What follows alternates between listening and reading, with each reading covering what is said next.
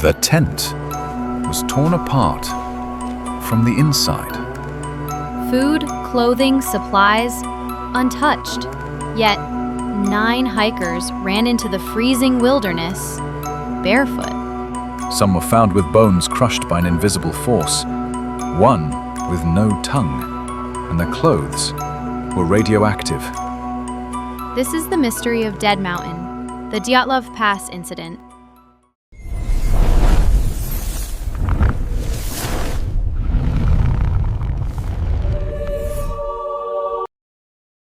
January 1959. The heart of the Soviet Union. A group of 10 young, experienced hikers, mostly students from the Ural Polytechnical Institute, begin an expedition. Their goal? To reach the peak of Otorten, a mountain deep within the unforgiving Ural range. We should reach the ridge by nightfall. The team was led by 23-year-old Igor Dyatlov. They were all Grade 2 certified hikers with skiing experience, the highest certification available at the time. This was not a trip for amateurs. Their journals and photographs from the early days of the trek paint a picture of joy, friendship, and youthful optimism. Their world was one of immense, silent beauty. Endless white snow, ancient pine forests, and the biting Russian winter. They were skilled, prepared, and in high spirits. On the 1st of February, they established a camp on the slopes of a mountain known as Kholat Syakhl, which, in the language of the indigenous Mansi people, means Dead Mountain. One member, Yuri Yudin, was forced to turn back early due to illness. It was a decision that would haunt him for the rest of his life, because it saved him. The remaining 9 were never seen alive again.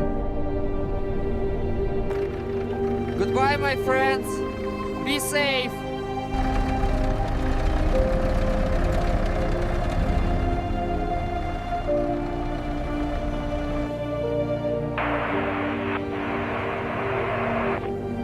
Their scheduled return date of February 12th came and went. At first, there was no alarm. Delays were common in such expeditions. But as days turned into weeks, a dreadful silence settled in. On February 20th, the first search and rescue teams were dispatched. What they would find on that frozen, desolate slope would become one of the most enduring, terrifying, and completely baffling mysteries of the 20th century. A collection of facts so bizarre, they defy any logical explanation.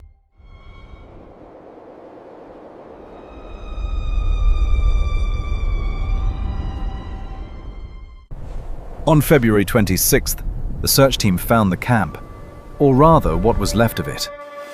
The tent was half buried in snow and, strangely, it had been violently ripped open from the inside. The team's belongings, boots, warm clothing, supplies, even money, were all left neatly inside. It was clear that whoever or whatever caused them to flee, it happened suddenly and with such terror that they ran into the sub-zero wilderness, unprepared. A trail of footprints led away from the camp, down towards a nearby forest line. There were 8 or 9 sets. The tracks showed people who were barefoot, wearing only socks or a single boot. They were walking, not running. A detail that only deepened the mystery. The first 2 bodies, Yuri Krivonishenko and Yuri Doroshenko, were found at the edge of the forest, next to the remains of a small fire. They were stripped down to their underwear, their hands were burned and scraped raw, as if they had desperately tried to climb the tall cedar tree above them.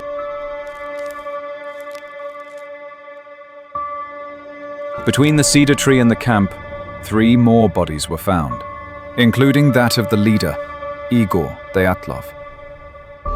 They were positioned as if they had been attempting to return to the tent.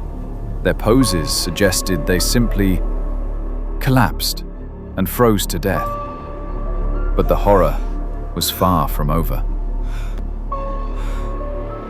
The final 4 hikers were not found until 2 months later, in May, after the snow had begun to melt. They were discovered in a makeshift den, buried under 4 meters of snow in a nearby ravine. And it was here that the mystery escalated into the realm of the truly terrifying.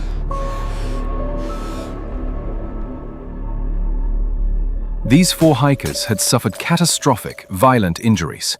One had a crushed skull. 2 others had their chests caved in with the force of a high-speed car crash. But there were no external wounds, no bruises, no soft tissue damage. As if they had been crushed by an immense, invisible pressure. The strangest findings were yet to come. One of the women, Ludmila Dubinina, was missing her tongue, eyes, and part of her face. Another, Semyon Zolotaryov, was missing his eyes.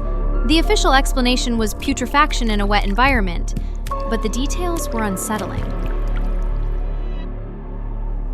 And then, the radiation. The clothing of several of the hikers was found to be significantly radioactive. Furthermore, eyewitnesses in the area, including another hiking group and meteorologists, reported seeing strange, fast-moving, silent orange spheres in the sky on the night of the incident.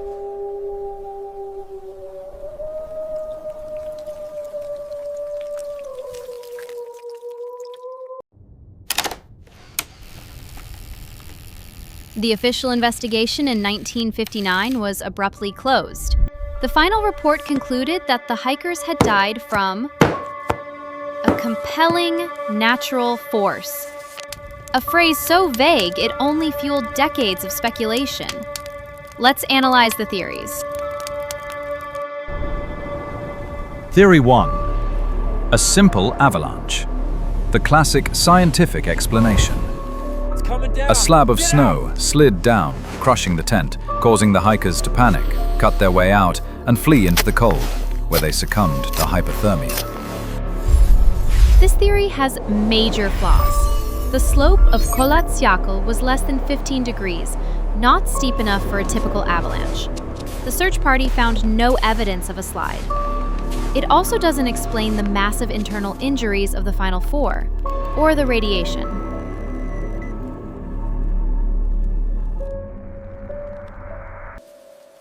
Theory 2. Human intervention. An attack by the local Mansi people, angered by the hikers trespassing on their sacred land. Or perhaps, the hikers stumbled upon a secret Soviet military weapons test. Also unlikely. The Mansi were peaceful, and there were no other footprints found at the scene besides those of the hikers themselves. A military weapon could explain the orange spheres and the radiation, but what kind of weapon crushes ribs without leaving a single external bruise? A more exotic scientific theory suggests infrasound. A rare weather phenomenon called the Kármán vortex street could have generated low-frequency sound waves that are inaudible to the human ear, but can induce intense, irrational panic and terror.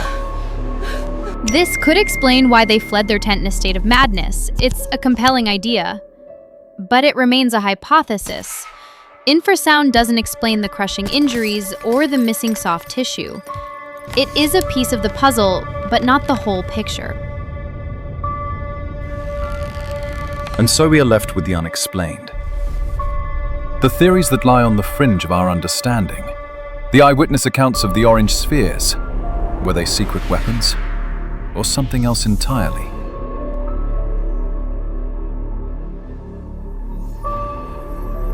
Some investigators point to the strange appearance of the bodies, described in funeral reports as having deep tans and gray hair, suggesting exposure to something far beyond the cold.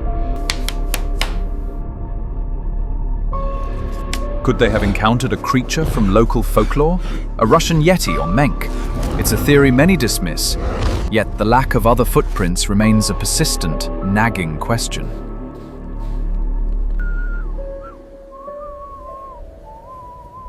The final report's vague conclusion, a compelling natural force, seems almost poetic.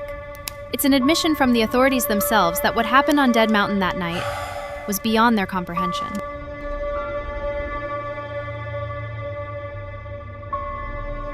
A force powerful enough to crush bone, yet leave no mark. A force terrifying enough to make experienced hikers flee to their deaths.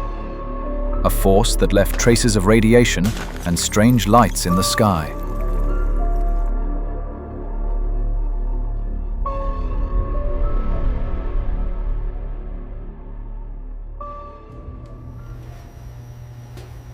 Decades later, the Dyatlov Pass incident remains one of the world's most compelling cold cases. It is a perfect mystery, a collection of impossible, contradictory clues that lead to no single satisfying answer. It is a chilling reminder of the vast unknown wilderness and the strange forces that may still inhabit it, just beyond the edges of our maps and our understanding.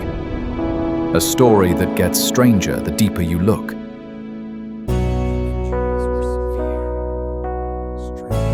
The 9 hikers went seeking adventure, but found an enigma. They left behind a silent chronicle, written in the snow, a final, terrifying question mark that hangs forever over the cold slopes of Dead Mountain.